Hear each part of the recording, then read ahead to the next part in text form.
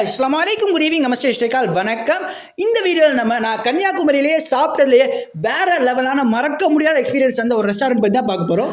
அதுக்கு முன்னாடி நாங்கள் ஃப்ரெண்ட்ஸ் எல்லாம் சேர்ந்து குளச்சல் பீச்சுக்கு சும்மா ஒரு ரைட் மாதிரி போயிருந்தோம். அங்கே நம்ம Instagram explore with Nihal and Naila வந்துட்டாங்க. அவங்க கூட கொஞ்ச நேரம் விளையாடிட்டு அதுக்கப்புறம் நாங்கள் பிளான் பண்ணி இந்த கோஸ்டல் கேஃப்னு சொல்கிற ரெஸ்டாரண்ட் போயிருந்தோம். இதாங்க எங்களுக்கு அந்த மறக்க முடியாத எக்ஸ்பீரியன்ஸ் நடந்தது. இப்போ நாங்கள் அதை உங்களுக்கு ஷேர் பண்ணுறோம். உள்ளே போனோன்னே பார்த்தீங்கன்னா நம்ம மேலே போயிடலாம். ஏன்னா இந்த ரெஸ்டாரண்ட்டோட யூனிக்கான விஷயம் என்னன்னு பார்த்தீங்கன்னா அந்த ரூஃப் டாப் டைனிங்கும் அதுலேருந்து கிடைக்கக்கூடிய அந்த பீச் வியூ தான். சரி, அங்கே போயிடலான்னு பார்த்தா அங்கே தான் எங்களுக்கு ஒரு அதிர்ச்சிகரமான விஷயம் காத்துட்டு என்னன்னு பார்த்தீங்கன்னா பாட்டில்ஸ்லாம் அப்படி தரையை சதறி கிடந்து கொஞ்சம் கூட நீட்டாகவே இல்லை.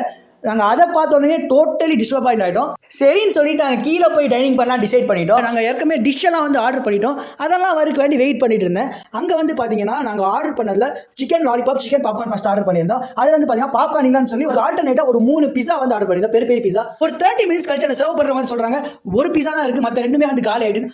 அவ்வளோ நேரம் வெயிட் பண்ணியிருக்கோம் சார் ஃபுட் கிடைக்க வேண்டி.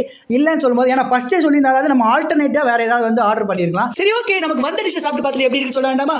ஸோ ஃபஸ்ட்டு வந்து பார்த்தீங்கன்னா நமக்கு பெரிய ஃப்ரைஸும் அந்த ஒரு பீஸாவும் தந்தாங்க.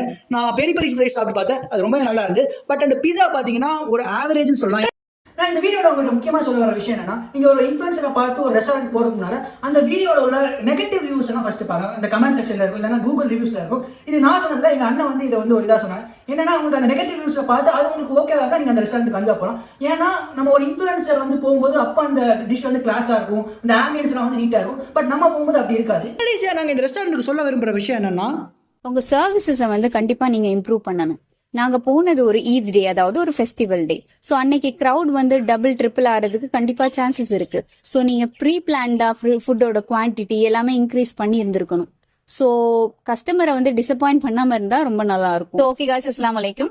நாங்க இதே மாதிரி Nagercoil as well as Trivandrum food reviews போட்டுட்டே இருப்போம். ஸோ எங்களோட பேஜ் வந்து நீங்க கண்டிப்பா ஃபாலோ பண்ணுங்க. சரியான பிரியாணி இருக்கு போல இருக்கு. நல்லா இருக்காது, நல்லா இருக்கு, டேஸ்ட் அவ்வளவு நல்லா இருக்காது. நிறைய பேர் வீடியோ போட்டாங்க, அதனால இவ்வளவு கூட்டம் வந்துருச்சு. நல்லா இருக்காருன்னா எவனும் ரெகுலர் கஸ்டமர் கிடையாதுப்பா. ஒவ்வொருத்தனும் ஒவ்வொரு ஊரு இந்த மாதிரி ஏதாவது வர்றப்ப வீடியோ பார்த்து நீங்க நல்லா இருக்குன்னு வந்து நின்னு வாங்கி திம்பாங்க. ஏமாந்து போறாங்களப்பா. ஆனா பாவில